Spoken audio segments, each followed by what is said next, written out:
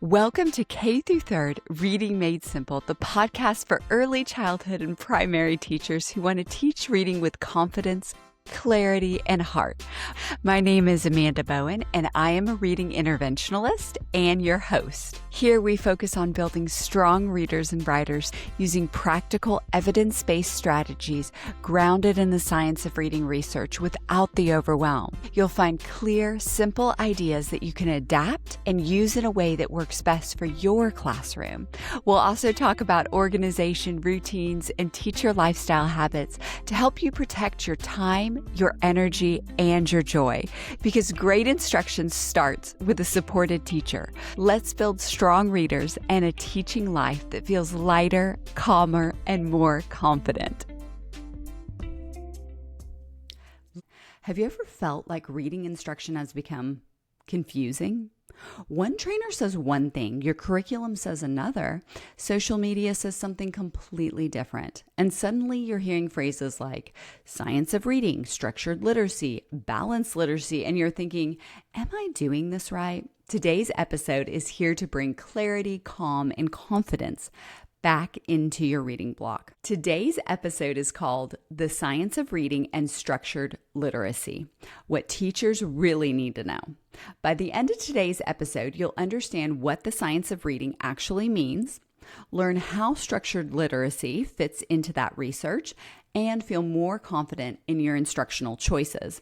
Let me tell you about a moment that changed how I viewed reading instruction. Have you ever had students who everyone said would be fine because they were surrounded by books?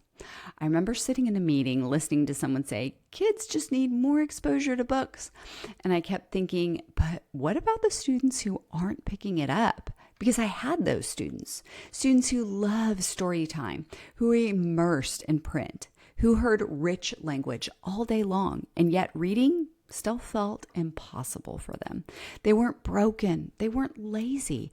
They simply needed explicit instruction in how reading actually works.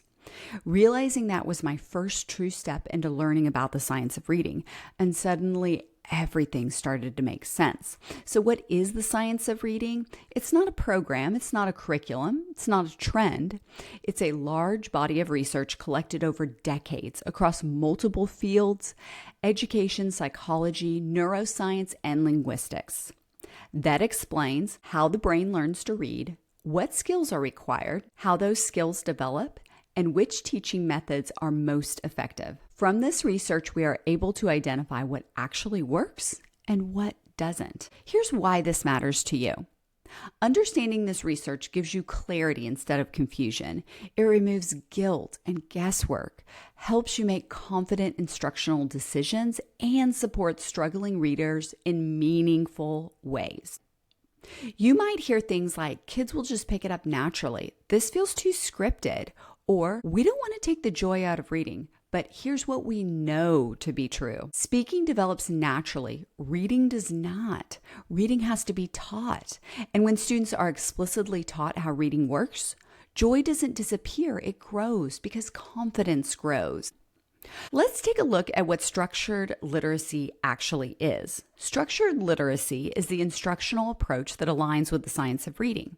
Think of it this way. The science of reading tells us what works, and structured literacy shows us how to teach what works. It provides clear instruction, step-by-step skill building, and explicit teaching of phonemic awareness, phonics, fluency, vocabulary, and comprehension. Here's why it impacts your classroom. It removes confusion and replaces it with structure. So your students are going to stop guessing, begin decoding, understand how words work, and build lasting reading skills. Here are some strategies that you can use now. We want to follow a phonics scope and sequence. So let's break down some of the words in that.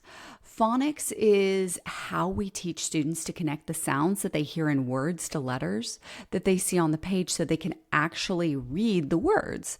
When we talk about scope, we're talking about what skills we're teaching and how deep we want to go into each of those concepts. We want to make sure that all the essential reading skills are intentionally included over time.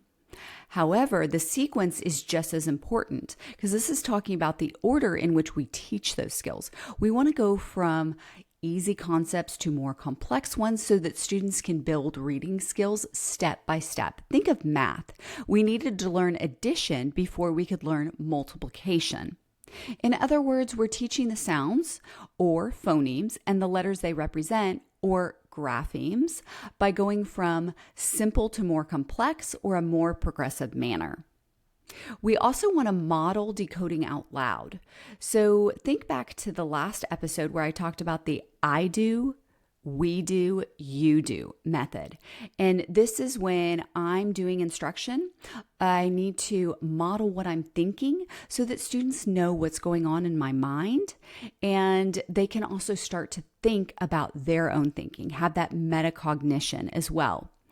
And as far as decoding goes, it's when students use what they know about that letter-sound relationship to sound out and read unfamiliar words rather than guessing or memorizing them.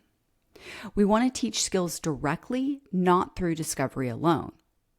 And this is very important. We want to review previously taught skills daily for a couple of different reasons. First, we want students to be able to practice what they've learned so that they do not forget those concepts. And then the second thing is, a lot of times those earlier skills are going to be prerequisites for the more complex phonics skills that we are going to be teaching later. Now let's take a look at what the research shows about why this supports all learners. Structured literacy is especially important for students with dyslexia, but it benefits every learner because it reduces cognitive or your mental overload. Let's think of it this way. Cognitive overload happens when students are asked to juggle too much information at once, which really makes it harder for their brains to process, learn, and remember what's being taught. So through that repeated practice, they're going to reduce that mental overload. Structured literacy also builds automaticity or reading words quickly with accuracy.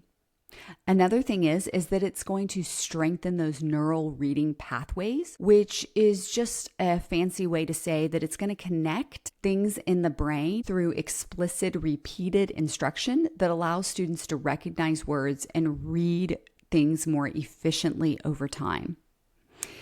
It's going to support long-term retention, which is that lasting learning. We want students to retain the information from the lessons that we teach. Here's how this positively impacts you. When we use structured literacy, your classroom becomes calmer, your lessons become clearer, and your students become more confident. Here are some strategies that you can use now. Before phonics instruction, I like to start with a daily phonemic awareness routine. This is going to be your auditory or sound drills where we say something and ask students to respond by changing the sounds. Another strategy that I like to use when I'm doing phonemic awareness and during phonics instruction is to use multi-sensory tools like sound boxes and letter tiles. These are also great to use with word chains and dictation. Next, we want students to be able to decode each sound within a word, not memorize the entire word. So if I see a student is sounding out the first couple of sounds and then making up what they think the other sounds are going to be in the word, I have them stop. I provide them with a little bit more scaffolding, and we go over some strategies and some phonics skills for how to read that word with accuracy. Before we jump back in, I want to share something just for you. If you're tired of spending hours planning and still feeling behind, I created a free teacher checklist of my 3 must-have apps with a bonus lesson plan template included to help make things easier. Inside, you'll discover the 3 top digital tools to simplify lesson planning, support structured literacy, and give your students self-checking phonics practice. Grab your free checklist at MsAmandaBowen.com/free. And Ms. Amanda Bowen is all one word. I'd love to welcome you into our teacher community. All right, let's jump back into the episode. Next, we want students to be able to decode each sound within a word, not memorize the entire word. So if I see a student is sounding out the first couple of sounds and then making up what they think the other sounds are going to be in the word, I have them stop. I provide them with a little bit more scaffolding, and we go over some strategies and some phonics skills for how to read that word with accuracy. Another strategy that I like to provide is repeated practice. Students need repeated practice to be able to master those phonics skills that we have taught them. Think of driving a car. When we first learned how to drive a car, there were so many things that we had to think about, from turning on our blinker to putting the car in park. So many different little things because we were learning this new skill. And the same is true for our students. As they're learning how to apply their new skill, they need to be able to practice it over and over again to really develop that mastery. Let's talk about structured literacy and balanced literacy. So both of them are techniques that we can use to work on reading and writing, but they're a little bit different. So balanced literacy emphasizes exposure and discovery. Things are going to be applied, and structured literacy emphasizes direct, systematic teaching of how reading works.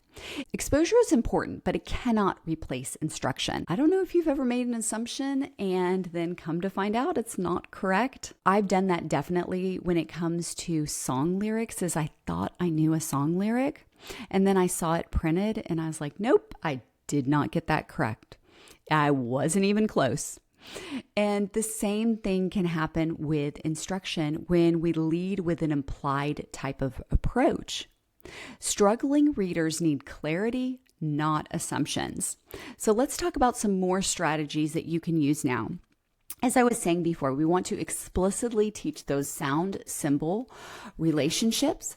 And once students have been able to practice the phonics skill, I then want to move into decodable text for practice.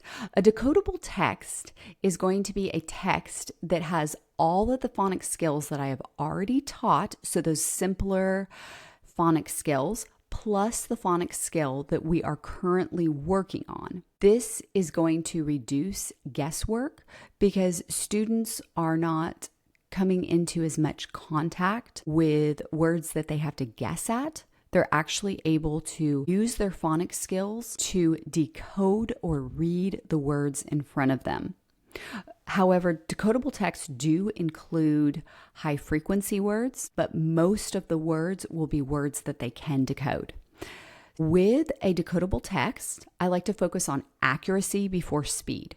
Our first read, we will read it for accuracy. On the second read, we'll read it for speed.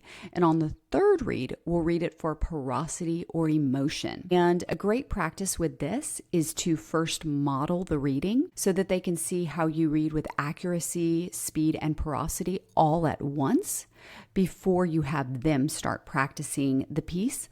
Let's recap. The science of reading explains how reading develops.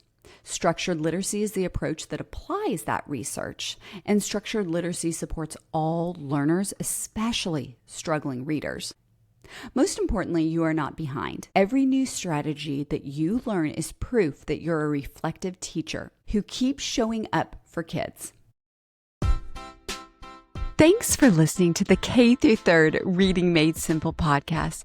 Just remember, teacher friend, I'm not here to tell you what to do in your classroom. Everything I share is meant to support you by sharing research-backed ideas and what has worked in my own teaching, not to give individualized advice. Take what's helpful, leave the rest, and always choose what works best for you and your students. Stay connected with the K through 3rd Reading Made Simple podcast. Subscribe to the podcast so you never miss an episode packed with practical literacy strategies and ideas to make teaching, reading, and writing feel simpler and more joyful. Click subscribe on your favorite podcast app and join our growing community of K through 3rd teachers who are passionate about helping students succeed. Let's make teaching, reading, and writing simpler, more effective, and more joyful.